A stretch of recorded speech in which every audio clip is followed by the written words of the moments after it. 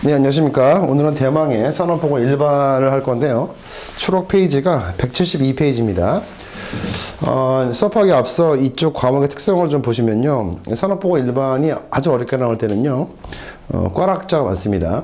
그 다음에 이제 산업안전지도사 쪽에서 7문제가 출제가 됩니다. 위생 파트가. 제 상과목에 보시면 기업 진단지도 있죠. 그쪽에서 7문제 출제가 되는데, 공부하시면서 왜 이렇게 어렵냐라고 하실 분들이 계시겠는데, 우리가 이제 시험이라는 게 어때? 출제자가 원하는 만큼의 수준이 있겠죠. 수험생은 그 수준을 비판할 것이 아니고 그 수준에 맞추면 됩니다. 그러니까 시험이 어렵다는 것은 그만큼 높은 수준의 어떤 그 학습 능력을 좀 원한다, 이렇게 보시면 되기 때문에 거기에 걸맞은 공부를 하겠다라고 생각하시면 됩니다. 1번부터 보죠. 산업위생활동이다.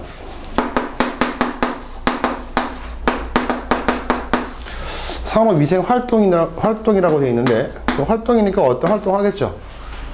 산업위생하면 어떤 느낌이 있어요? 어떤 산업 현장에 보시면 유해물질이 있습니다. 유해물질. 이 유해물질이 있으면 그것 때문에 어때? 사람이 다치거나 또 직업성 질환이 생길 수가 있겠죠.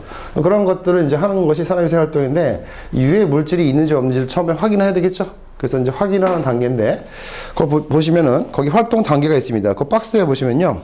첫 번째가 뭐야? 예측입니다. 야, 우리 회사에 유해물질이 좀 있어? 예측. 그 다음 있다고 생각을 하면, 그 다음에 이제 인지입니다. 인지. 예측을 하면서 이제 인지, 인식인데, 그 다음에 측정을 합니다. 측정. 그 다음에 평가, 관리를 하겠죠. 그러면 생각을 해봐요. 측정이라는 게 뭐야? 측정. 실제로 측정해보는 거죠. 측정해보니까 측정치가 어떤 유해 범위를, 허용 범위를 벗어났다 평가하게 되면 어떻게 돼? 허용 범위를 벗어났어. 허용 범위 안에 있으면 괜찮죠. 허용 범위를 벗어났다. 벗어났을 때 어떻게 해야 돼? 거기에 대한 대책을 세우는 거죠. 그래서 관리를, 다른 말로 대책이라고 합니다. 그래서 우리 앞자 따가지고, 산업위생 활동 단계를 보시면 예측, 인지, 측정, 평가, 관리인데, 앞자 한번 따볼까요? 예인측 해봐. 예인측, 평관. 예측, 인지, 측정, 평가, 그 다음에 대책, 관리. 그래서 평가, 관리인데 여기 어렵지 않은데 앞에 세 글자가 좀 어렵죠? 예인측 해봐. 예인측. 한 번 더. 예인측. 발음을 정확하게 다시 한번. 예인측입니다. 예인측. 뒤에는 뭐 이렇게 함정팔 게 없으니까 예측, 인지, 측정인데 한번 읽어보겠습니다. 예측. 선생님 한번 읽어볼게요. 예측. 네.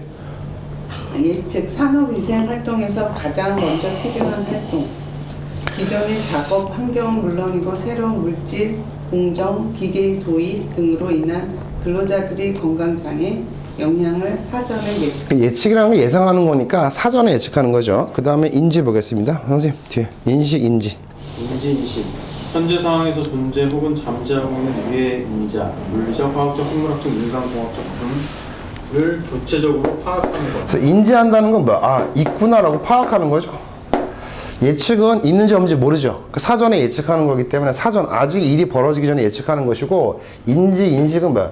있다는 걸 파악하는 거야. 있으면 얼마큼 있는지를 알기 위해서 뭐 한다? 측정하는 거죠. 그래서 인지의 중요한 키워드가 뭐야? 파악입니다. 파악. 파악하기 위해서 뭐 하는 거야? 리스크 어세스먼트, 위험성 평가를 이제 하는 거죠. 근데 측정을 보겠습니다. 측정. 작업 환경 및 작업 조건의 유해 정도를 정성적 또는 정량적으로 예측하는 것. 정성적이 무슨 말이야? 말로. 아주 많은 것 같다. 그럼 정량적은 또 어떻게 하는 거야? 실제로 수치로 하는 거죠. 오케이. 그래서 계측을 하는 겁니다. 평가다. 제가 보겠습니다. 유해인자에 대한 양이나 정도, 중요성, 상태 등을 근거로 노출의 타당성을 결정하는 단계다. 미처럼 결정이죠, 결정. 이게 허용 범위 안에 있는지, 허용 범위를 벗어났는지를 결정하는 게 뭐야? 평가입니다, 평가. 평가를 했는데 이게 허용 범위를 벗어났다. 그럼 뭐 해야 돼, 이제? 관리 대책을 세워야 되겠죠? 그래서 그 밑에 보시면 3번에 뭐야? 관리 대책의 우선순위입니다. 그게 중요하죠. 그래서 우리가 평가 관리인데, 관리에서 중요합니다. 그럼 우리가 예인측, 평가, 관리를 했어요. 예인측, 평가, 관리인데 이 관리 파트입니다. 평가해보니까 허용 범위를 벗어났다. 그러면 어떤 관리 대책을 세워야 되겠죠. 관리 대책을 세우는데 이 대책도 순서가 있어요. 순서가. 순서가. 그 순서는 어떤 순서냐? 제일 먼저 긴급하게 할 수 있는 순서가 있죠. 일단 유해 물질이 많다고 파악되면 빨리 어떻게 해야 돼요? 그걸 제거해야 되겠죠. 아니면 제거하지 않으면 어때요? 다른 것으로, 안전한 것으로 대체를 해야 되겠죠.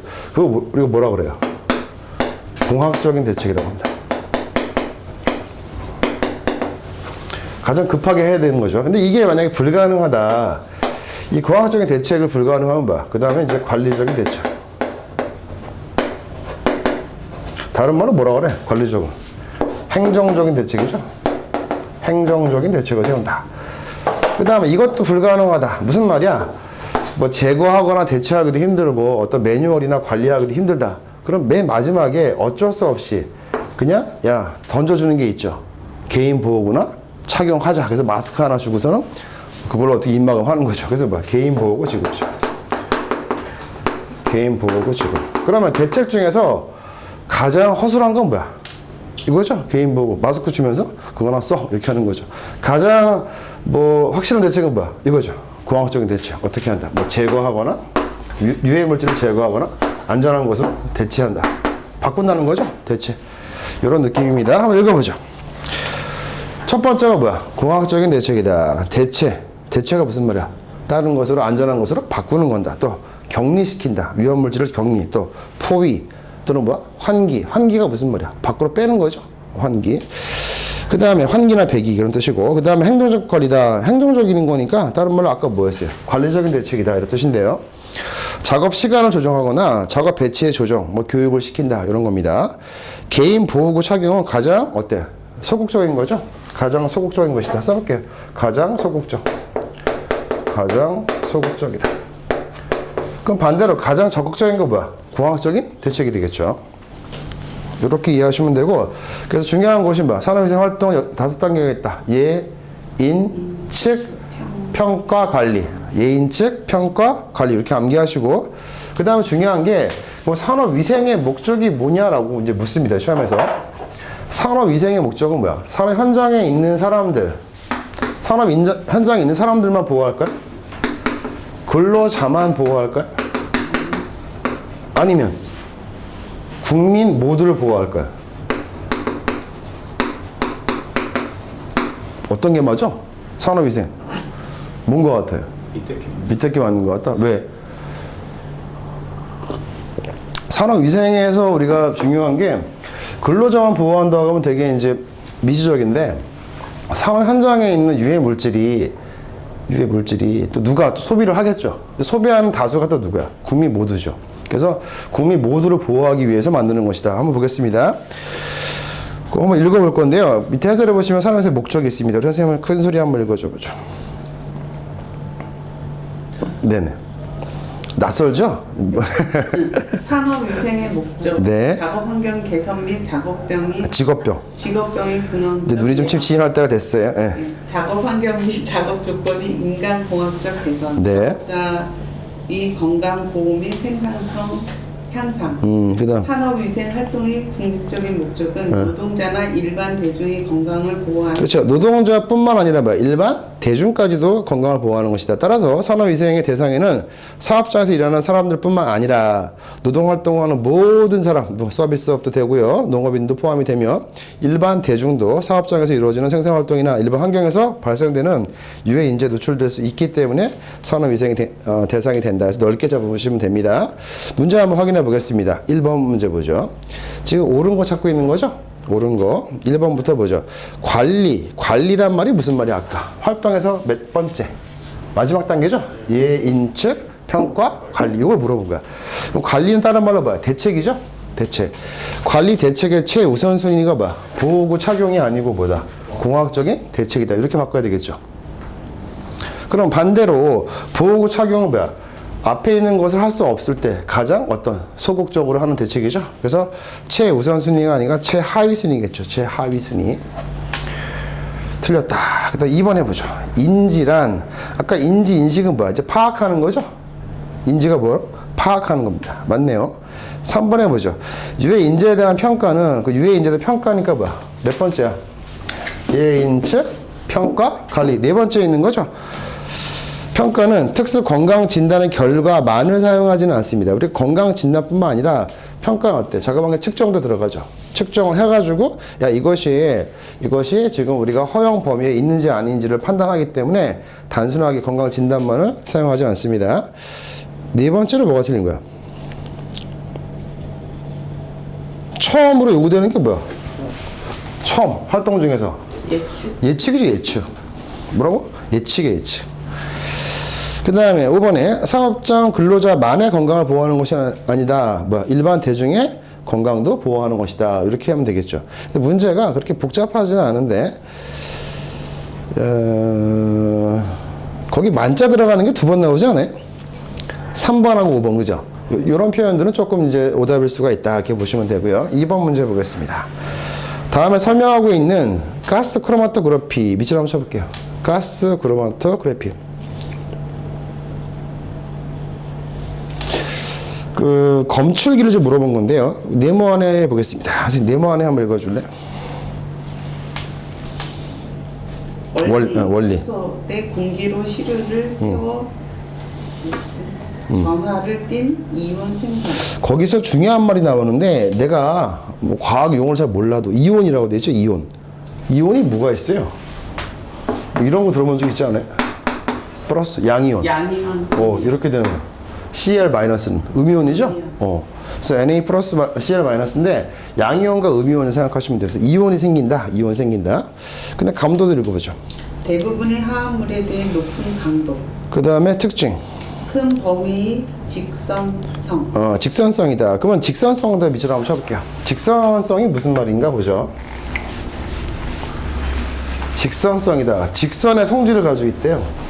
그러면 어떤 그래프를 그렸을 때 그래프를 그렸을 때 XY가 있다고 치면 이렇게 이게 직선이죠. 직선은 어떻게 표현하는 거야? 여기서부터 좀 올라간다는 얘기죠. 그 상승하고 있는 거죠. 맞아요? 그럼 그 다음에 만약에 X 값이 좀 더 갔어요? 더 갔을 때 어때? 이 표가 내려가진 않겠죠? 더 올라가겠죠? 그래서 직선성은 하나의 방향을 좀 가지고 있는 겁니다. 그럼 맨 밑에 보시면 직선성의 설명을 제가 해놨어요. 라인자가 직선이거든요. 라이너리티란 말 그대로 직선적인 성질을 띈다. 어떤 식으로든지 직선성을 띈다는 의미는 밑줄 쳐볼게요. 농도가 증가할수록 반응이 커진다. 다시 한번. 농도가 증가할수록 반응이 커진다. 다시 한번. 농도가 증가할수록. 다시 한번. 이게 농도죠, 농도. 농도가 증가하면 반응도 그만큼 커진다. 이런 느낌이거든요. 이게 뭐라고? 직선성의 뜻입니다. 그러면 이와 같은 그 성질을 가지고 있는 검출기가 누구냐? 밑에 한번 보죠. 질소인 검출기, 그 다음에 전자포획 검출기, 열전도도 검출기, 불꽃 광도 검출기, 불꽃 이온화 검출기. 거기 뭐가 있었어 아까? 이온자가 있었죠. 이온 생성이 가장 중요한 키워드야. 뭐야? 불꽃 이온화 검출기. 영어로 FID인데 검출기 중에 가장 대표적인 게 FID입니다. 영어로 뭘까요 일단? Fire, Flame, 그 다음에 이온, 영어로 아이온, 그 다음에 디텍터. 넘겨보겠습니다. 거기 보시면 검출기의 종류가 세 가지가 있죠. 영어로 한번 읽어보죠. FID가 뭐야? Flame, 플레임이 불꽃이거든요. 그 다음에 아이오니제이션, 이게 이온입니다. 디텍터, 검출한다 이 뜻이죠. 검출기. 다시 한번 Flame, 아이오니제이션, 디텍터. 따라해봐. Flame, 아이오니제이션, 디텍터. 그 다음에 나머지는 이제 FPD라고 돼가지고 불꽃 광도 검출기, 그 다음에 전자포획 검출기가 있는데 시험에서 가장 많이 나오는 게 불꽃 이온화 검출기인데 거기 한번 특징 한번 읽어볼게요. 시료를 운반 기체와 함께 수소, 공기로 태워서 생기는 이온의 증기를 이용한다. 그 중요한 말이 뭐야? 수소와 공기를 태웠죠. 수소 공기로 태워서 그 앞에 보시면 수소 공기란 말 나오죠. 아까 지문에서. 그래서 포인트가 수소 공기로 태워서 생기는 이온의 증기를 이용한다. 그 다음에 큰 범위의 뭐야? 직선성, 높은 민감성, 감도가 높은 거죠. 감도가 높다. 그래서 발견하기가 좀 좋은 겁니다. 그 두 가지 특징이 있는데 큰 범위의 직선성과 높은 민감성. 이 특징 가지고 있는 게 뭐야? FID. 다른 말로 뭐? 불꽃 이온화 검출기다. 다시 앞으로. 그러면 불꽃 이온화 검출기에서 키워드가 뭐였어요? 이온화. 영어로 아이오니제이션. 한 번 더. 아이오니제이션입니다. 나머지들은요, 이온자가 나오지가 않아요. 이온자가. 그럼 혹시 시험에서 그 뒤로 넘겨봐. 거기 불꽃 광도 검출기는 키워드가 뭘까요? 불꽃 발광 현상. 밑으로 한번 쳐볼게요. 전자포의 검출기는 키워드가 뭘까요? 그 전자란 말이 나오죠. 네. 맞아요? 근데 중요한 건 시리와 운반기차가 베타선이야, 알파선이야? 베타선입니다. 그래서 알파선이 아니고 베타선을 방출하는 검출기를 지니며 그래서 그거만 기억하시면 돼요. 전자포의 검출기는 전자가 나오는데 베타선, 전자. 해봐. 베타선, 전자. 한 번 더. 베타선, 전자. 그 키워드만 따시면 됩니다. 검출기의 대표적인 게 FID 또 FPD 또 거기 보시면 ECD가 있죠. 전자포의 검출기에. 키워드만 좀 보시고 다시 앞으로 가서 이제부터 FID를 좀 공부를 해보겠습니다. 원리부터 한번 읽어보죠. 선생님, 원리부터 읽어보죠. 수소와 공기에 의해 형성된 불꽃에서 시료가 연소되면 네. 전하를 띤 이온이 형성되며 네. 이온이 농도에 비례하여 전류 흐름이 변화되는 것을 측정한다. 그렇죠. 이온의 농도에 비례해서 전류 흐름이 변화된다. 그래서 농도가 높을수록 어때? 농도가 높을수록 반응값이 커지는 거죠. 그래서 농도가 더 진해지면은 전류 흐름이 더 세지는 겁니다. 이와 같은 걸 뭐야? 직선성 이렇게 얘기하는 겁니다. 그 다음에 selectivity에 대해서 선택성이라는 뜻입니다. selectivity 뭐야? 선택성이 있다. 또 읽어보죠. 수소와 공기에 의한 불꽃에서 태워져 전하를 띤 이온을 생성하는 화합물만 검출할 수 있는 선택적인 검출기. 그렇죠. 불꽃 이온화 검출기는 이온화가 있어야 돼요. 그래서 이온이 생성되는 애들만 검출합니다. 아까처럼 이온이 뭐야? NaCl은 우리가 염화 나트륨인데 Na는 뭐가 돼요? 플러스. Cl은 뭐야? 마이너스. 이렇게 이온이 되는 화합물만 검출할 수 있는 특징이 있어요. 그래서 키워드가 계속 이온이죠. 이온. 그 다음. 장점, 재현성이 높다.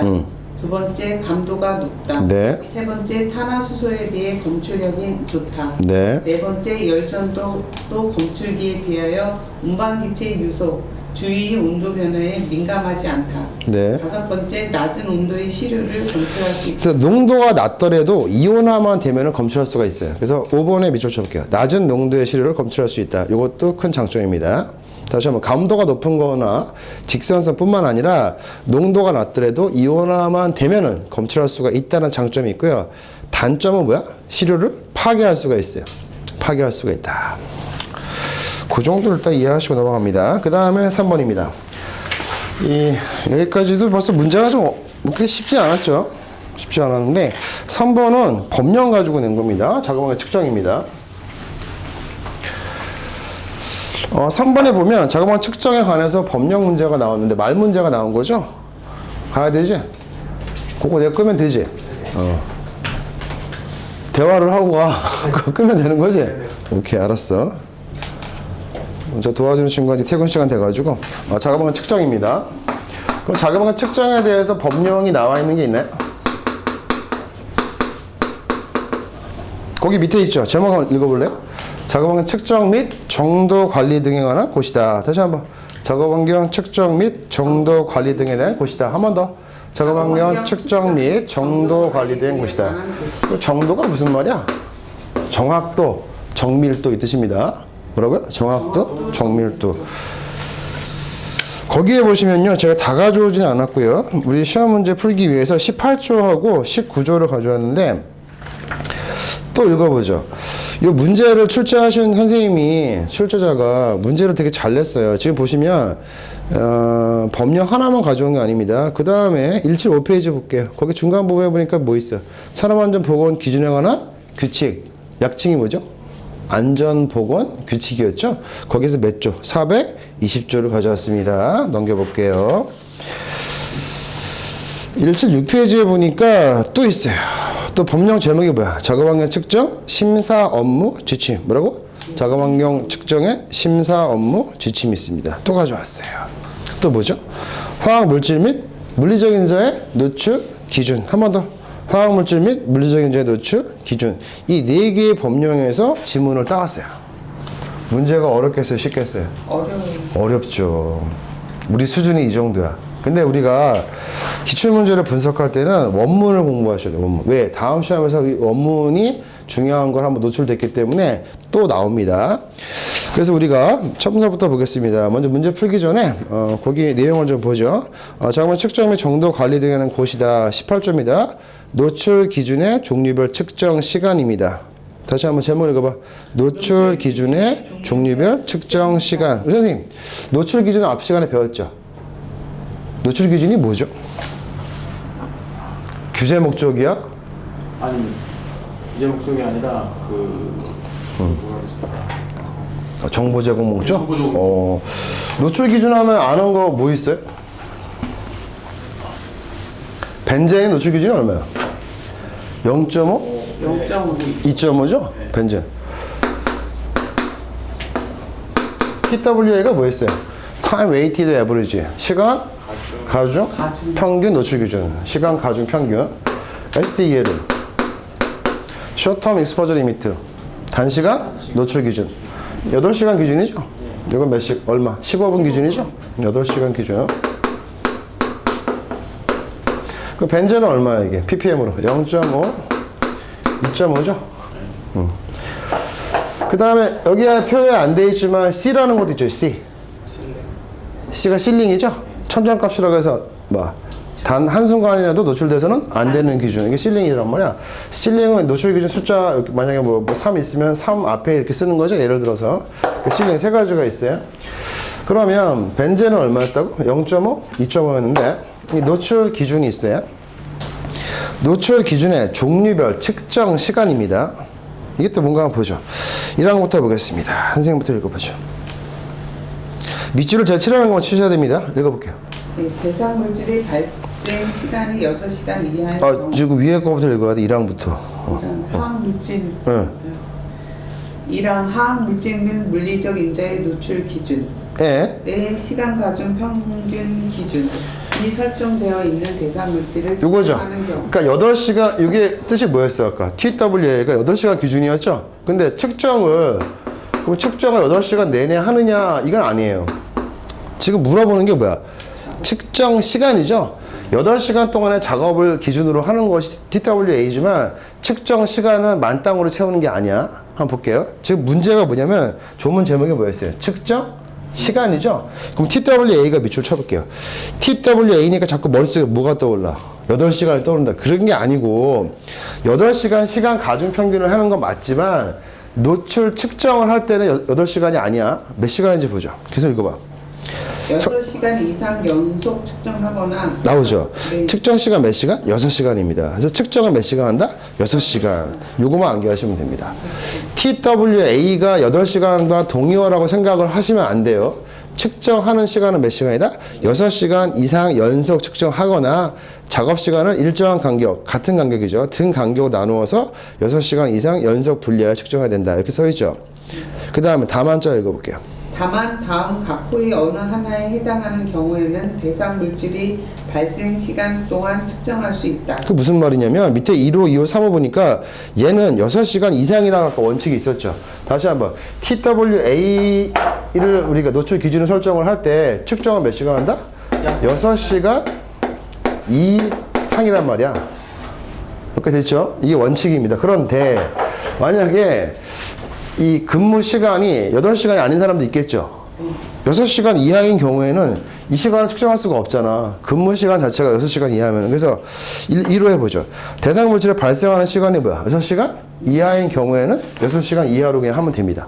그래서 다시 한번 단수정 보죠. 다만 다음 각호의 어느 하나에 해당하는 경우에는 대상 물질의 발생 시간 동안, 그러니까 6시간 이하인 경우만 6시간 이하인 동안만 측정하는 거죠.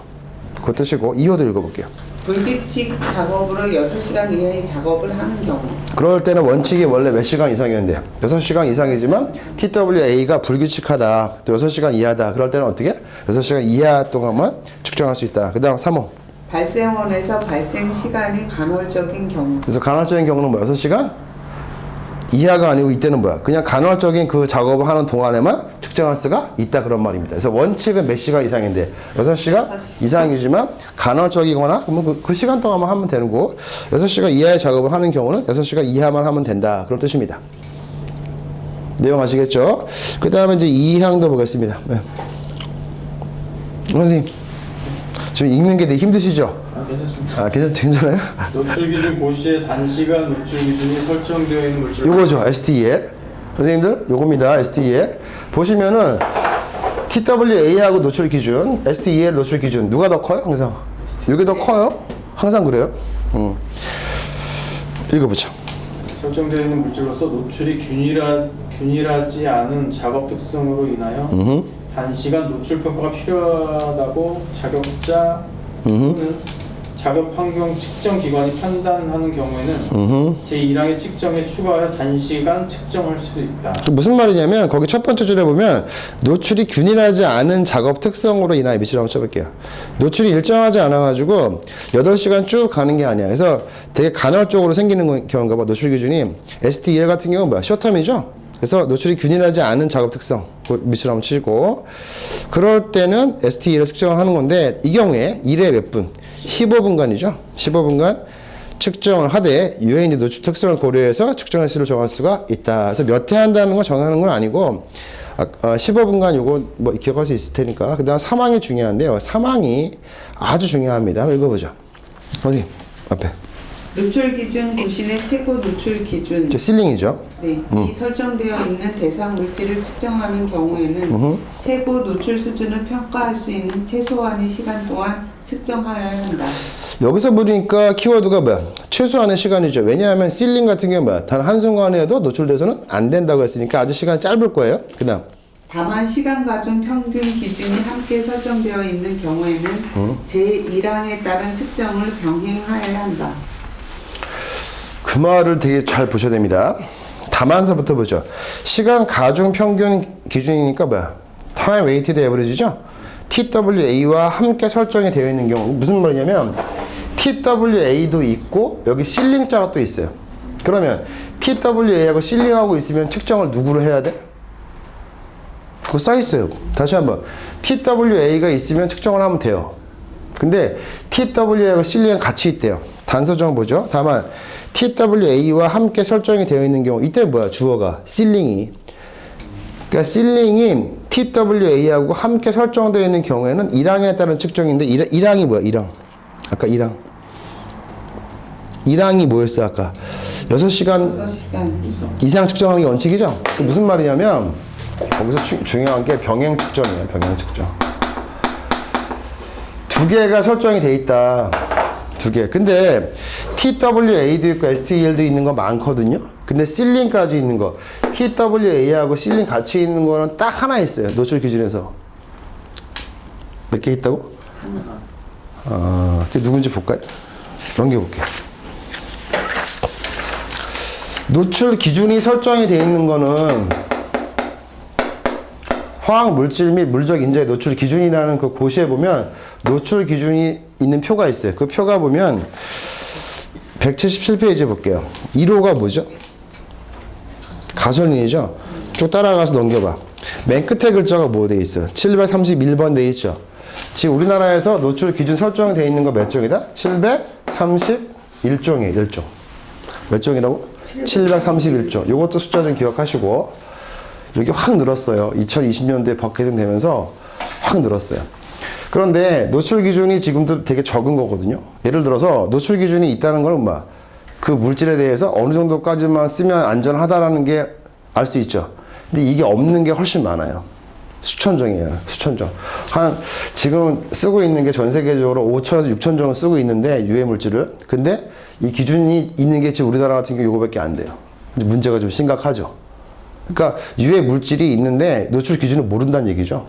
그나마 있는 게 몇 종이다? 731종입니다. 그런데 TWA가 STEL이 써 있을 텐데 거기에 TWA하고 C하고 써 있는 게 딱 하나 있어요. 몇 개 중에서? 731종 중에서 한 개 있어요. 그게 누군지 찾아봐.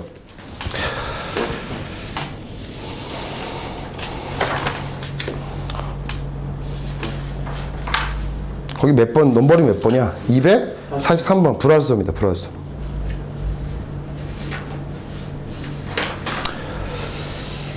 거기 보시면 불화수소가 뭐라고 되어 있냐면 TWA가 얼마?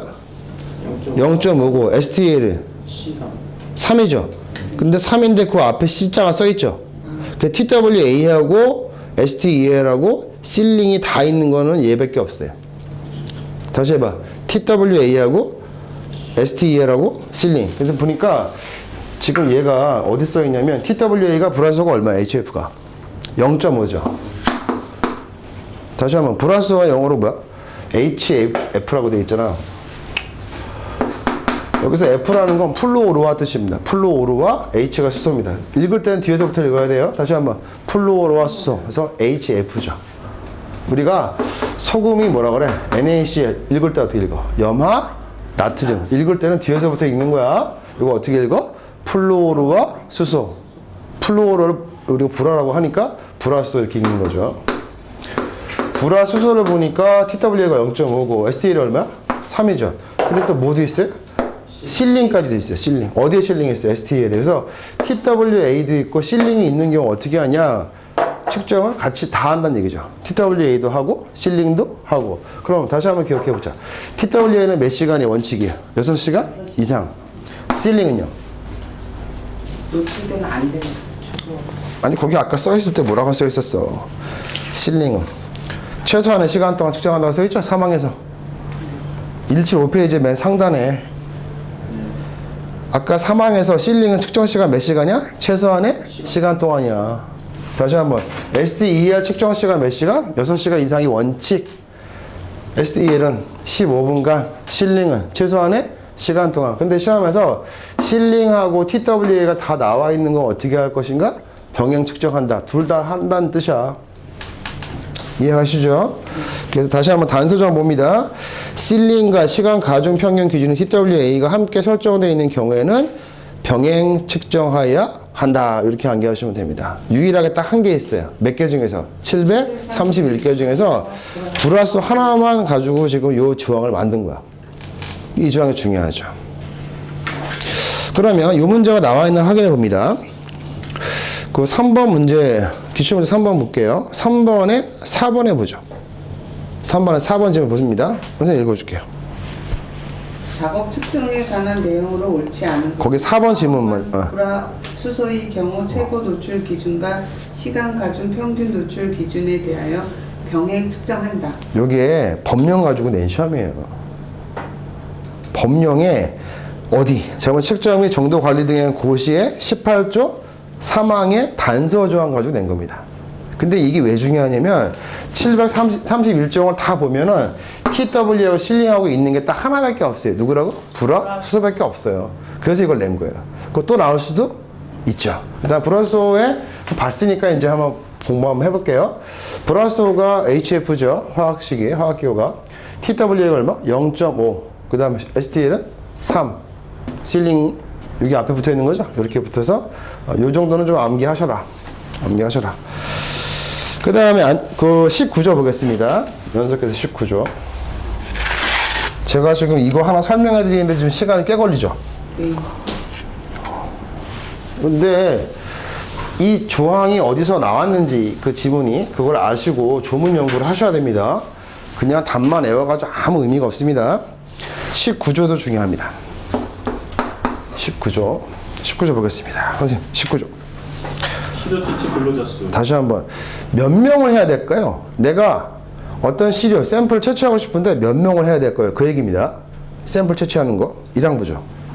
단위 작업 장소에서 최고 노출 근로자 2명 이상에 대하여. 다시 한번 밑줄 한번 가볼게요. 단위 작업 장소. 단위 작업 장소가 무슨 말이야? 측정을 하려는 그 장소를 얘기합니다. 측정 장소. 그다음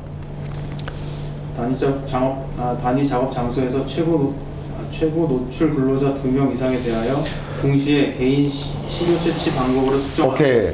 시료 채취는 몇 명 한다? 최소? 2명이다. 최소 몇 명이라고? 2명. 최소 2명입니다. 한 명을 하면 안 되나요? 안 되죠. 왜 안 돼? 그 사람이 특이하게 민감도가 높은 사람일 수도 있죠. 그래서 몇 명 해야 돼요? 2명을 해야지 비교가 되죠. 그래서 최소 2명입니다. 그 다음에 이 2명은 어떤 거야? 최고 노출 근로자. 그러니까 가장 노출이 많이 된 사람. 그 사람에 대해서 2명 이상에 대해서 동시에 합니다. 개인 시료 채취 방법. 그게 무슨 말이야? 방법은 두 가지가 있죠. 개인 시료 채취하고 또 뭐 있어? 지역 시료 채취가 있죠. 근데 뭘로 하라고? 일단 원칙은 개인 시료. 그러니까 개인별로 하라. 최소 몇 명? 2명. 그 다음 측정하되 단위 작업 장소의 근로자가 한 명인 경우에는 근로자가 한 명이래요. 한 명인 경우에는 그러하지 아니하면 그러하지 아니하면 무슨 말이야? 2명 이상 할 수가 없다는 얘기죠. 그다음 동일 작업 근로자 수가 10명을 초과하는 경우에는 10명을 초과한다는 게 몇 명부터야? 10명을 초과했다. 11명부터죠? 11명.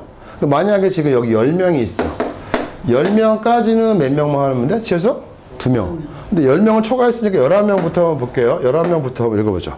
10명을 초과하는 경우에는, 그 다음, 매 5명당 1명 이상 추가하여 측정하여야 한다. 한번 해볼게요. 저 앞에 보세요. 11명, 12명, 13명, 14명, 15명. 그 11명부터 15명까지가 5명이죠? 맞나 확인해봐. 11명, 하나, 둘, 셋, 넷, 다섯. 여기까지는 플러스 1명을 추가를 했으니까 아까 최소 2명이 아니라 최소 몇 명? 3명이라는 뜻이야. 그래서 11명부터 15명까지는 1명씩 플러스 되는 거야. 여기까지 이해가? 만약에 작업자 수가 16명이었다? 또 세볼게요. 16, 17, 18, 19, 20. 그러면 20명까지는 몇 명을 또 추가해야 돼? 플러스 1명을 또 추가하는 거죠? 그럼 몇 명이 돼야 돼? 채취 수가 4명이 되는 거죠. 이렇게 환산하라는 얘기입니다. 이해가세요? 그래서 5명 증가할 때마다 1명씩 채취 근로자 수를 증가시킨다. 그런 말입니다. 한번 써볼게요. 11명서부터 15명까지가 플러스 1. 그럼 총 몇 명이 되는 거야? 3명이죠. 또 16명서부터 20명까지 플러스 1 되니까 시험 문제가 16명이 나오고 19명이 나오고 20명이 나오고 플러스 몇 명? 1명 됐으니까 총 4명이죠? 이렇게 되는 겁니다. 우리 지금 뭐 읽고 있어요? 실효 채취 근로자 수입니다. 단서죠. 다만 동일 작업 근로자 수가 100명을 초과하는 경우에는 최대 실효 채취 근로자를 20명으로 조정합니다. 그 100명을 초과하는 경우니까 무슨 101명, 1000명, 10,000명일 수 있잖아. 그렇다고 채취 근로자 수를 이빠이 늘릴 수 없고 맥시멈이 몇 명? 20명이에요, 20명. 100명을 초과할 경우라도 20명으로 하자 해서 최소 2명, 그 다음에 5명 단위로 1명씩 증가되는 것이고 맥시멈 몇 명? 20명. 그래서 결론적으로 조문 다시 한번 봐봐. 실효 채취 근로자 수는 최소 몇 명? 2명. 5명당 1명씩 증가되죠? 10명 초과할 때니까 11명서부터 맥시멈 몇 명이다? 20명이다. 이렇게 암기하시면 됩니다. 그 다음 2항도 보죠. 지역 실효 채취 방법으로 측정을 하는 경우 단위 작업 장소 내에서 2개 이상의 지점에 대하여 동시에 측정해야 한다. 그래서 이거는 지역 실효 채취니까 지역마다 하는 건데 몇 개 이상이야? 최소 2개 이상의 지점이다. 단서죠. 다만 단위 작업 장소의 넓이가 50평방미터 이상인 경우에는 다시 한번 50평방미터에서 평방미터가 무슨 말이야?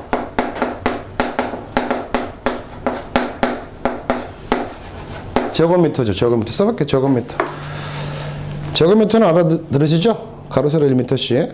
그래서 50평방미터 이상인 경우에는 매 30평방미터마다 1개 지점 이상을 추가로 측정한다. 아까 사람은 몇 명 단위로 1명 증가했죠? 5명이고 그 다음에 장소는요 30평방미터마다 그때 거기만 밑줄 치면 돼요. 다시 한번 30평방미터마다 1개 지점 이상을 추가로 한다. 사람은 5명마다 증가하는 것이고 그 다음에 그 사이즈는 그 장소는요 50평방미터 이상인 경우에는 매 30평방미터마다 1개 지점 이상 추가로 측정한다. 이걸 단순하게 암기하시면 됩니다. 여기까지 풀었고 그 다음에 문제 한번 보죠.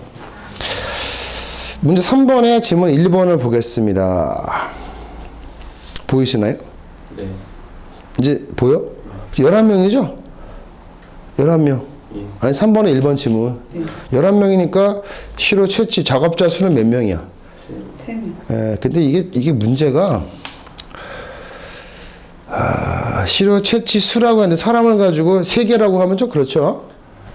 약간 좀 오류가 있네, 그죠? 3명 이상이다 이렇게 해주면 좋은데 앞에는 11명이라고 했고 뒤에는 채취수가 3개인데 그러니까 샘플 수를 3개라고 표현한 것 같아요. 그러니까 정확한 워딩은 몇 명이야? 3명이죠, 3명. 그래서 맞게는 일단 하시고요. 이제 아니까 좀 비판 들을 수 있겠죠. 그래요. 아니까 보여. 그 다음에 안전보호 규칙 보겠습니다. 420조. 정의. 아니, 이거 다 안 읽으셔야 돼요. 거기 1호하고 6호만 동그라미 쳐볼게요. 1호, 6호. 1호는 뭐야? 관리 대상 유해 물질. 그 다음에 6호는요. 특별 관리 물질. 한 번 더 읽어볼게요. 1호가 뭐라고? 관리 대상 유해 물질. 6호는 특별 관리 물질. 요거만 좀 구분하시면 됩니다. 1호 한번 읽어보죠. 선생님. 1호. 관리 대상 유해 물질이란 근로자에게 상당한 건강장애를 일으킬 우려가 있어 법 제39조에 따라 건강장애를 예방하기 위한 보건상의 조치가 필요한 원재료, 가스, 증기, 분지, 흉, 미스트로서 별표 12에서 정한 유기화합물, 금속류, 산, 알칼리류, 가스 상태 물질류를 말한다. 오케이. 그러면 관리 대상에서 관리가 무슨 관리야?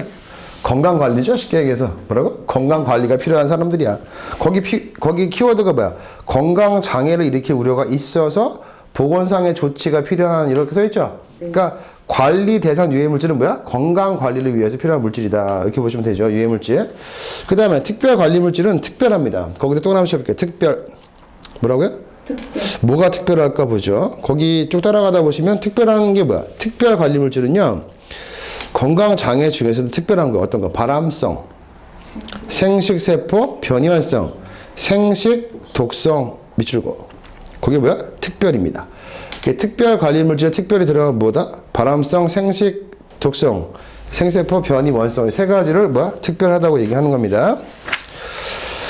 넘어가시고 859 또 한번 쳐볼게요. 859 지금 우리 보고 있는 게 뭐야? 안전보건 규칙에서 보고 있는 거야. 안전보건 규칙 420조 보고 있는데 임시 작업이 있어요. 임시 작업. 임시 몇 시간이야? 한 달 24시간 미만이네. 맞아요? 네. 그 다음에 단시간 작업은요. 하루 1시간. 이렇게 암기하시면 됩니다. 임시 뭐야? 월 24시간 미만. 단시간은 뭐야? 하루 1시간. 임시는 뭐라고? 임시 이사, 임시 이사, 임시 이사, 임시 이사. 단이니까 한 개요, 한 개. 다시 한번 임시는 뭐라고? 24시간 미만. 한 달 기준으로. 단시간은 뭐야? 하루 1시간 미만. 이렇게 암기하시면 되고요. 적용 제외 보겠습니다. 적용 제외 421조입니다. 1항부터 보죠. 선생님, 1항. 사업주가 관리 대상 유해 물질의 시급 업무에 근로자를 종사하도록 하는 경우로서 다시 한번 읽습니다. 첫 번째 뭐 나왔어요? 관리 대상 유해 물질. 이게 뭔지 아시겠죠? 건강관리 필요한 물질인데 근로자를 일시켜요. 종사하도록 하는 경우로서. 그 다음 작업시간 1시간당 소비하는 관리 대상 유해 물질의 양이 작업장 공기의 부피를 15로 나눈 양 이하인 경우에는 이 장의 규정을 적용하지 아니한다. 지금 거기 중요한 말 나왔는데 거기 허용 소비량 보이시죠? 네. 색깔 펜으로 한번 칠해 볼게요. 허용 소비량을 구하는 공식이 있어요. 다시 한번 봅니다. 지금 두 번째 줄 작업시간 1시간당 소비하는 관리대상 유해 물질의 양이 이렇게 되어 있죠. 양이 그 소비량이죠?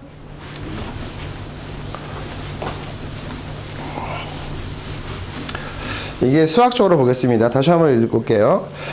지금 이 근로자가 관리대상 유해 물질을 치고 업무에 종사하는데 작업시간 1시간당 소비하는 그 유해 물질의 양입니다.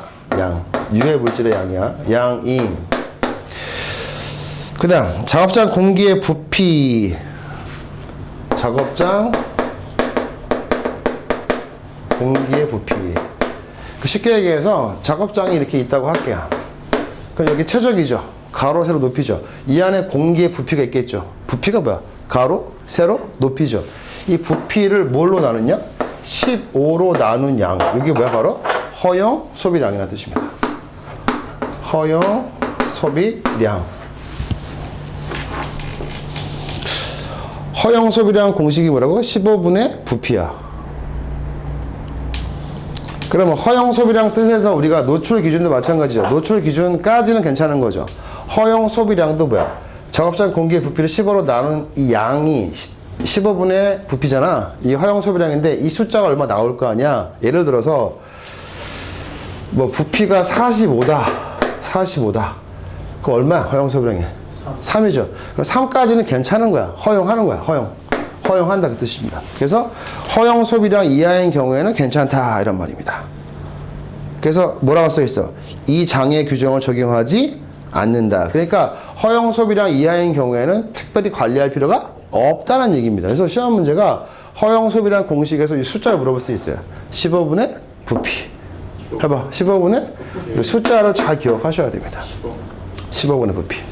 허용 소비량 이하에서는 이 장 규정을 적용하지 않겠다. 그럼 괜찮다 그런 말입니다. 단서 조항 보죠. 다만 유기화합물 취급 특별 장소, 약간 느낌이 좀 특별 장소죠. 그다음 특별 관리 물질 취급. 아까 특별히 뭐였죠? 발암성, 또 생식, 독성, 생식세포 변이원성 그런 물질을 취급하는 장소 또 지하실 내부 지하실 내부 좀 뭐라 그래? 좀 음흉하죠. 지하실 내부 거기 공기도 별로 없을 것 같고 그다음에 그 밖에 환기가 불충분한 실내 작업장인 경우에는 그러하지 않아요. 그러하지 아니하다는 뭐 이 장의 규정을 적용하겠다 뜻입니다. 관리하겠다. 법에서 관리하겠다. 그러면 지금 이 특별 관리 또는 관리에서 유해 물질을 공부했는데 허용 소비량 공식이 뭐야? 15분의 부피. 이 허용 소비량을 따져가지고 그거 이하인 경우에는 괜찮다. 이 장의 규정을 적용하지 않겠다. 법이 규제하지 않겠다는 거야. 하지만 허용 소비량 이하임에도 불구하고 다시 해봐. 허용 소비량 이하야. 그럼 이 장 규정 적용하지 않는다 했잖아. 근데 그럼에도 불구하고 어떤 장소, 유기화합물 취급 특별 장소, 특별 관리물질 취급 장소, 지하실 내부, 그 밖에 불충분한 환기가 있는 실내 작업장의 경우에는 적용하겠다 그런 말이겠죠. 원칙은 적용하지 않는 거야. 허용 기준량 따져가지고 그 이하는 괜찮은데 장소가 좀 이상해. 그러면 적용하겠다 그런 말이겠죠. 이항이 더 중요합니다. 보자. 선생님. 이런 본문에 따른 작업장 공기의 부피는 얘야 얘. 부피 이거. 부피는 이거 설명합니다. 바닥에서 4m가 넘는 높이에 있는 공간을 제외한 그 무슨 말이야? 아무리 높이가 높더라도 몇 미터까지만 하겠다? 높이는 4m로 한정하겠다는 거야. 부피 따질 때. 그러니까 우리가 부피 어떻게 구하는 거야? 가로, 세로 높이잖아. 근데 높이는 얼마까지 한정하겠다? 4m까지만 하겠다. 그 다음. 세제곱미터를 단위로 하는 실내 작업장의 공간 부피를 말한다. 다만. 다만 공기 부피가 150 세제곱미터를 초과하는 경우에는 150 세제곱미터를 그 공기의 부피로 한다. 그 예를 들어서 가로가 10m, 세로가 2m라고 할게요. 부피 얼마인가 따져봐. 가로 10m, 세로 2m, 높이 4m까지라고 했으니까 4m밖에 안 되겠죠? 그럼 허용, 작업장 공기 부피가 얼마야? 가로 곱하기 세로 곱하기 높이잖아. 그거 얼마야? 80이죠? 80? 그 허용 소비량 얼마야? 15분의 80이 되는 거야. 이렇게 구하는 거야. 그런데 작업장 공기의 부피가 맥시멈 얼마까지밖에 안 돼요? 150밖에 안 돼요. 150 세제곱미터입니다. 세제곱미터. 생각해 볼게요. 아까 허용 소비량 공식이 뭐야? 15분의 부피죠. 그럼 시험 문제에서 작업장 공기의 부피는 맥시멈 얼마? 150밖에 안 돼. 아무리 얘가 가로수 높아도 150밖에 안 쳐줘. 그럼 허용 소비량은 최대 맥시멈 얼마? 15분의 150이니까 얼마? 10입니다. 시험 문제입니다. 허용 소비량의 최대치가 얼마다? 10이다. 맞는 멘트입니다. 작업장 공기의 부피가 최대치가 얼마다? 150이다. 따라서 허용 소비량의 최대치가 얼마다? 10이다. 요거 이해하시겠죠? 그래서 문제 한번 보겠습니다. 3번 문제에 5번을 보죠. 선생님 읽어볼게요. 관리 대상 유해 물질이 취급 장소가 실내인 경우 공기의 최대 부피를 120 세제곱미터로 하여 허용 소비량 초과 여부를 판단한다. 틀렸죠? 아까 허용 소비량 공식이 뭐였어요? 15분의 부피지. 그때 부피의 맥시멈 얼마다? 150. 150. 그 정답은 옳지 않은 게 몇 번이야? 5번이야, 5번. 배워보니까 쉽지. 네. 근데 그냥 보면은 해석도 하기 싫고 막 읽기도 싫어. 별말은 아니야. 별말은 아니었고 마지막도 보겠습니다. 176페이지 넘겨보시면 작업항의 측정 심사 업무 지침이 있죠. 우리가 이제 분진 얘기를 할 건데 또 어떤 분들이 그래요. 아, 이거 순서대로 뭐 설명해주면 안 되냐. 아니, 순서가 없어. 지금 이 문제 내는 거 봐봐. 법령 막 가져오지 않아? 막 가져와 그냥. 지문 따가지고. 우리가 이제 분진을 보시면 분진이 뭐야? 분진 종류가 몇 가지가 있어? 7가지. 한번 해보세요. 뭐가 있는데? 면분진 떠오르고 뭐 성면분진 있겠네. 유리불산. 유리섬이요? 또 7가지. 너무 심한 거 아니야? 목재. 목재 분진 오케이 또 곡물, 곡물 분진. 나무 분진. 아까 목재 분진, 나무 분진. 또 광물성 분진이 있겠죠? 네, 맞아요. 강물성. 법령 시간에 열심히 하더니 또 지금 또 다른 과목 한다고 또 다 까먹네. 여하튼 그럼 분진의 입자 크기, 분진의 크기가 있어요. 입자 크기. 입자 크기의 단위가 뭐야? 마이크로미터죠. 그래서 우리가 분진 입자가 좀 큰 분진이 있어요. 큰 분진. 이제 분진이 들어가가지고 입속에 들어가서 기도 통해가지고 어디까지 가? 폐까지 가겠죠. 그래서 우리가 분진의 크기가 좀 큰 게 뭐라 그래? 흡입성 분진. 그 다음에 여기 흉곽까지 가는 거 흉곽성 분진. 그 다음 마지막에 호흡성 분진이죠. 여기 이제 RPM이라고 하는 거야. 응? 이 R자가 영어로 respiration, 호흡한다 그 뜻인데 그 입자가 가장 작은 게 누구야?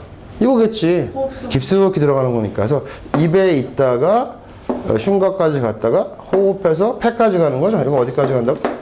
폐까지 가는 거야. 폐까지. 그래서 암기할 때 우리가 입자 크기 얼마에는 평균 직경이 평균 100 마이크로미터. 여기는 10. 평균 직경이 지름이야. 요렇게 입자가 있으면 그거 요 반지름은 요거고 이거 지름 직경 지름. 평균 직경이 100 마이크로미터. 여기는 10 마이크로미터. 여기는 4 마이크로미터에서 114죠. 여봐 114.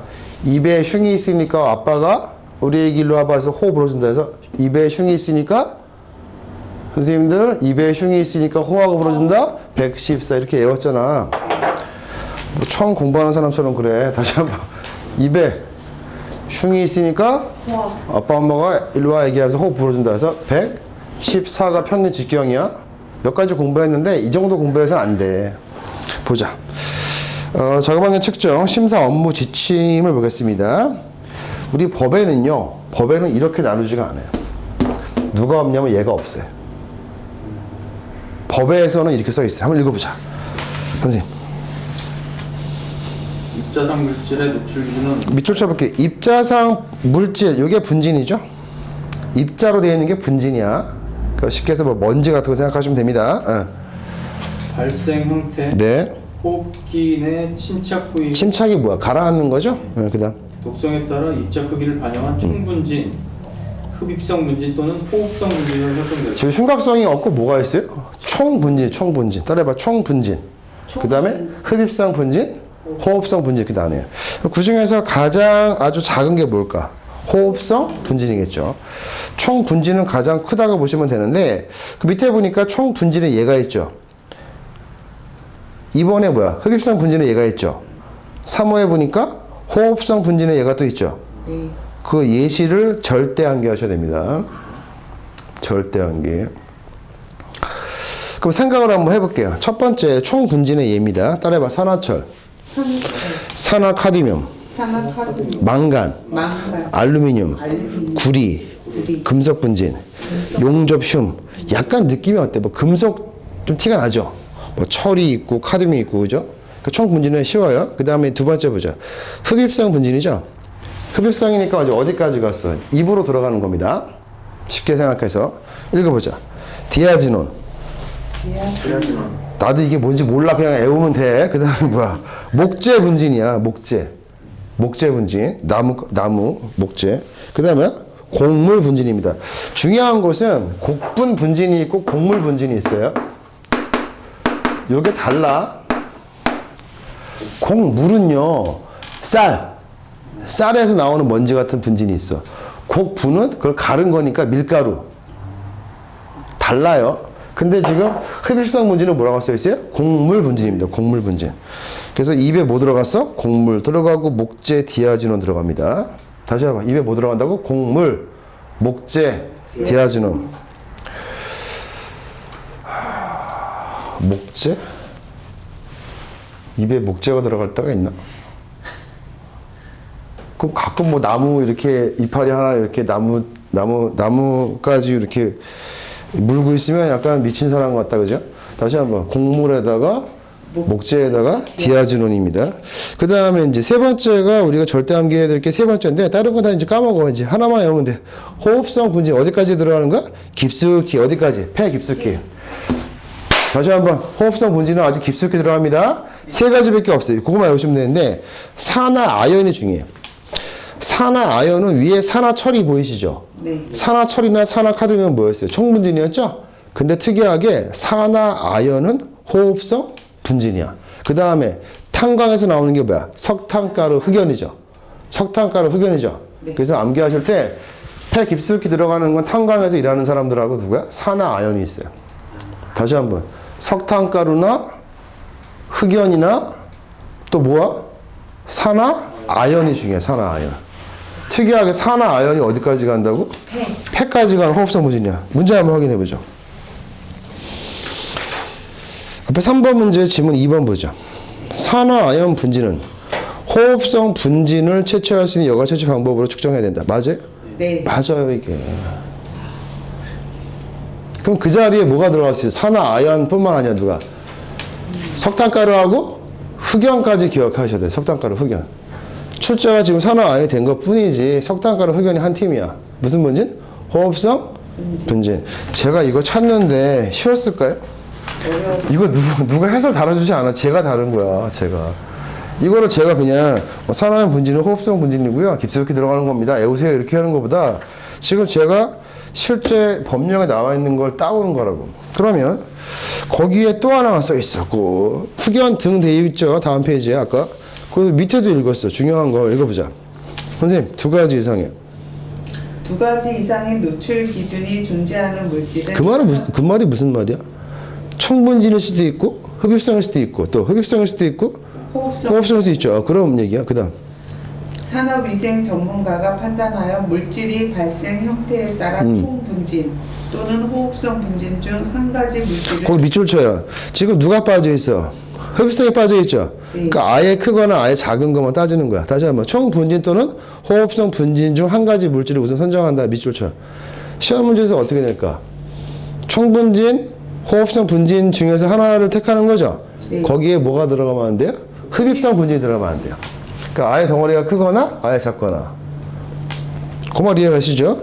선정을 우선 해서 또 한 가지의 한 가지 노출 기준에 대한 초과 여부 평가를 실시한 경우 다른 노출 기준에 대해서는 별도를 평가를 실시하지 않아도 됩니다. 네, 이게 이제 법에 나와 있는 겁니다. 그래서 특이하게 우리가 이렇게 보통 교과서에 써 있거든요. 이론서에는. 근데 우리 실제 법령에는 뭘 써 있다고? 총분진, 흡입성 분진, 호흡성 분진. 그러니까 법을 더 중시해야 됩니다. 보통 기사 시험에 이 정도밖에 안 나와. 뭐 114 이런 거 외우면 되는데 이런 거 내가 물어보지도 않아. 지금 보니까 뭘 물어본다? 법령에 있는 거 물어본다. 좋습니다. 그 다음에 이제 마지막 화학 물질 및 물적 인재 노출 기준인데 이거 앞에서도 했죠? 했기 때문에 그 약칭하고 넘어가겠습니다. 문제 한번 확인해 보죠. 됐어요. 넘어가시면 됩니다. 그 다음에 178페이지 보죠. 178페이지. 거기에 주라고 되어 있죠. 우리가 지금 보고 있는 이 표가 뭐야? 노출 기준 표입니다. 이거 어디 있을까? 화학 물질 및 물질 인재 노출 기준에 나와 있는 표입니다. 실제 표 중에서 저 일부만 따온 건데 몇 가지가 있다고요? 731종의 노출 기준이 있다. 이걸 외워야 돼, 말아야 돼? 이걸 뭔 수로 외워, 이거를. 뭔 수로 외우냐고. 못 외우지? 그래서 시험에서 이렇게 물어볼 수 있어. TWA하고 C하고 같이 있는 거 누가 있다고? 딱 하나밖에 없어. 누구? 불화수소. 찾아봐. 확인 한번 해봐. 그림에서. TWA도 있고 C도 있는 거. TWA도 있는데 C까지 있는 거. 하나밖에 없어요. 누구라고? 그래서 그것만 물어보는 거야. 계속 시험에서. 측정 어떻게 한다고? 다 한다. 병행 측정한다. 다 한다는 뜻이죠. 그래서 거기에 보면 각주가 있어요. 각주 1 보자. 스킨 하니까 느낌이 어때? 스킨. 피부를 통해서 흡수가 된다. 그 말인데 피부 자극성을 뜻하는 것이 절대 아니다. 밑줄 한번 쳐볼게요. 스킨이 뭐라고? 피부 자극성이 아니고 피부를 통해서 들어온다. 그 뜻이거든요. 물질이. 그럼 스킨은 어떻게 써있나 볼게요. 읽어보자. 스킨. 스킨 표시 물질은 점막과 눈 그리고 경피로 흡수되어 세 가지 밑줄. 일단 피부는 알 수 있죠. 경피니까. 그 다음에 뭐야? 점막과 눈입니다. 점막, 눈, 경피. 점막, 눈, 경피. 스킨 하면 피부라는 말이 맞는데 피부에 준하는 게 뭐야? 눈하고 점막이야. 그래서 점막과 눈, 경피로 흡수가 되어서 전신에 영향을 일으킬 수 있는 물질을 말한다. 그 다음에 발암성 정보 물질의 표기 밑줄 쳐볼게요. 지난 시간에 발암성 우리가 공부했을 때 지난 시간에 공부했었어. 발암성 물질의 기준을 따지는 것은 총 몇 가지 그 기관이 있어요? 5가지 기관이 있다고 했었죠. 뭐 있어요? AI, NO, EU, CRP. 이거죠? 선생님 아시죠? 아니 몰라요? 아, 이 공부를 하고 안 하고 이렇게 중요한 거야, 이렇게. 우리 선생님이 좀 늦게 오셔가지고, 어디 써 있었지? 찾아보자. 몇 페이지였어? 모르겠다고? 공부했잖아? 했어. 했으면 찾아야지. 뒤에서 한 거 같지 않아? 그 뒤에서 한 거 같은데?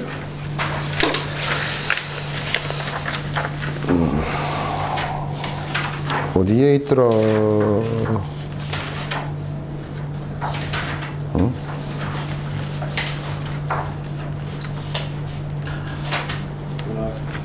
몇 페이지야?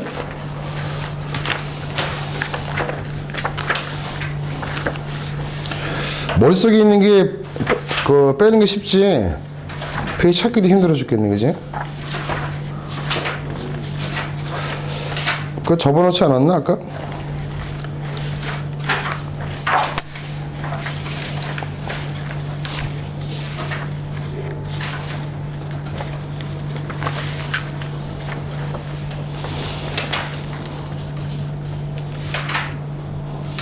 몰라?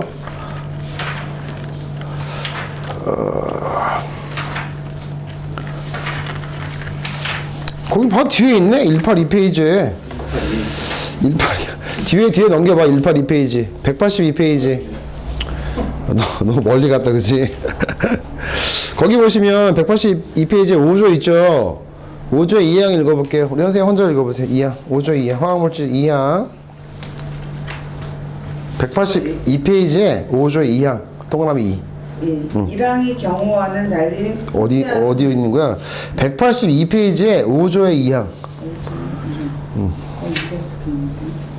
5조의 2항 별표 1의 발암성 생신세포 변이원성 및 생식 독성 정보는 법상 규제 목적이 아닌 정보 제공 목적으로 표시하는 것으로 발암성은 그 발암성은 이렇게 시작하죠? 네. 발암성은 국제암연구소 IARC입니다. 그다음 미국 산업위생 전문가 ACGIH, 그다음 미국 독성 프로그램 NTP, 유럽 연합의 분류 표시에 관한 규칙 EUCRP. 예, 또는 미국 산업안전보건청 그죠? 이게 이제 오샤죠, 오샤. 의 분류를 기준으로 쓰죠. 슬래시 한번 가봐, 슬래시. 그래서 발암성 분류 기준을 정한 단체가 뭐라고? A, I, N 이거 어떻게 외웠어? 이거 아기. 그 다음에 IARC 국제암연구소. 그 다음에 NTP. 그 다음에 오샤. 그 다음에 ECRP죠. 암기법. AI로 하는 거는 싫다. AI no. 이거 되죠? 뭐라고? AI 이런 거 싫어. No. AI no. ECRP. 이거 외웠죠? 다시 앞으로 가. 그러면 이 발암성 정보 물질의 표기가 이렇게 얘기하는데 단체가 지금 AI, NO, 다시 한번 AI는 싫다, AI 노. 아메리카 노 하지 말고 AI 노야. 다시 한번 AI, 노, EUCLP가 이 기준인데 우리나라는 어떻게 했을까? 우리나라, 대한민국. 우리나라는 지금 고노부 고시에 나와 있는 거거든. 어떻게 나와 있냐? 거기 나와 있잖아. 고노부 고시가 바로 이거야. 어떻게? 1A, 1B입니다. 해봐. 1A, 1B입니다. 그러면 이 발암성에 대해서도 시험에 정말 많이 물어보는데 196페이지 한번 가볼게요. 거기다 써놓으세요. 178페이지 그 각주 2의 옆에다가 196페이지 참조라고 써놓을게요. 시험 공부할 때 발암성 물어보면은 꼭 한 문제 나오니까 196페이지 넘기세요. 요거 외우는 것까지 하고 쉬었다 하겠습니다. 거기 예상 문제가 쭉 있는데 예상 문제 6번 문제 잠깐 볼까요? 먼저 문제 한번 보죠. 선생님 읽어볼게요. 화학 물질 및 물리적 인자의 노출 기준에서 그 밑줄 한번 쳐볼게요. 그거 우리나라 거거든요. 화학 물질 및 물리적 인자의 노출 기준, 이거 우리나라 거죠? 우리나라 노동부 고시입니다. 다시 한번 제목이 뭐라고? 화학 물질 및 물리적 인자의 노출 기준이라는 우리나라 고시인데, 고시에서 그 다음 발암성 정본 물질 중 사람에게 충분한 발암성 증거가 있는 물질에 대한 표기 방법. 뭐야? 1이야, 1A야, 1B야, 2야, 2A야. 밑에 보고 얘기해봐. 1A. 우리나라 거는요, 1이 두 개 있죠? 우리나라 건 1이 두 개 있죠? 1A, 1B, 그 다음에 2입니다. 우리나라는 하나, 두 개밖에 없어요. 근데 1이 뭐야? 1A, 1B고요. 1A가 뭔지 한번 읽어보죠. 사람에게 충분한 발암성 증거가 있는 물질. 그 발암 물질입니다. 1A가. 그 다음 1B. 시험 동물에서 발암성 증거가 충분히 있고 이건 사람한테는 없죠. 동물한테 충분히 발암 증거가 있어요. 그 다음에 있거나, 그 다음 시험 동물과 사람 모두에게 제한된 발암성 증거가 있는 물질. 다시 한번. 우리나라에서 정하고 있는 발암 물질 정의는요, 1A와 1B와 2가 있다 그랬죠? 1A는 외울 것도 없어요. 이게 발암 물질이야. 그럼 1B가 헷갈리겠죠? 안 보고 해봐. 지금 방금 읽은 거 안 보고 한번 해봐. 시험 동물한테 충분한 발암 증거가 있다. 또 동물과 사람 모두에게 발암 물질이 있다. 제한된 증거겠죠. 제한된 증거. 제한. 다시 한번. 우리나라의 기준은 뭐라고? 1, 2가 있는데 1A, 1B가 있어. 1이 두 개 있지? 1A, 1B. 발암 물질이 뭐야? 1A. 1B는 뭐야? 동물한테 충분히 발암 증거가 있다. 그 다음에 사람이나 동물 모두에게 제한된 증거가 있다. 그걸 외우셔야 돼. 그 다음 2는 뭐야? 읽어봐. 사람이나 동물에서 제한된 증거가 있지만 구분 1로 분류하기에는 증거가 충분하지 않은 물질. 그래서 증거가 뭐 충분한 게 아니라 제한된 일부 증거가 있대. 일부 증거는 있지만 구분 1, 1이 무슨 말이야? 1A나 1B를 하기에는 좀 모자르다. 그럼 2로 가는 거죠. 그래서 우리나라 구분이 뭐야? 1A, 1B, 2가 있다. 이게 발암성 기준입니다. 그러면 아까 전 시간에 한 거 있죠? I, A, R, C. 이제 한번 해볼게요. 그룹 1. 일단은 뭐야? 1, 2, 3, 4 중에서 얘는 뭐야? 그룹 1, 2, 3, 4가 있지, 얘는? 그 중에서 2가 뭘로 바뀌어? 2A? 여기 IARC 국제암연구소고, 우리나라는 1 가지고 놀아. 국제암연구소는 뭐야? 1, 2, 3, 4 나눠가지고 2를 가지고 2A, 2B를 했지? 얘가 뭐야? 바람? 추정. 얘가 바람? 이게 핵심어였지? 헷갈리면 안 돼. 너무 많이 하지 말고. 우리나라 발암성 물질은 뭐야? 1A, 1B, 2로 끝나. 간단해. 발암 물질은 1A야. 1B는 뭐냐? 동물한테 충분히 증거가 있고 사람이나 동물한테는 제한된 증거가 있다. 2는 뭐야? 제한된 증거 가지고가 너무 제한적이어서 1로 가기 뭐하다 이런 거고. 근데 국제암연구소는 뭐야? 1, 2, 3, 4 그룹에서 2그룹이 어떻게 바뀌어? 2A, 2B. 2A가 뭐야? 추정. 2B가 가능. 이렇게만 연결했어. 거기까지 됐지? 밑에 한번 봐봐. 196페이지. 국제암연구소 보여? 네. 국제암연구소는 누구의 산하기구야? WHO. 다른 말로 세계 보건기구. 영어로 월드 헬스 어거니제이션이거든. 그래. 거기 2A, 2B 쳐였지? 네. 추정 가능 밑줄 쳐. 그러면 마지막으로 할 거는 뭐냐? 다음 페이지에 표 봐봐. 맨 위에. 우리나라는 뭐를 써 있어? GHS라고 써 있지. GHS. 국제적인 조화 시스템 우리나라 거야. 맞아요? 네. IARC 보여? 네.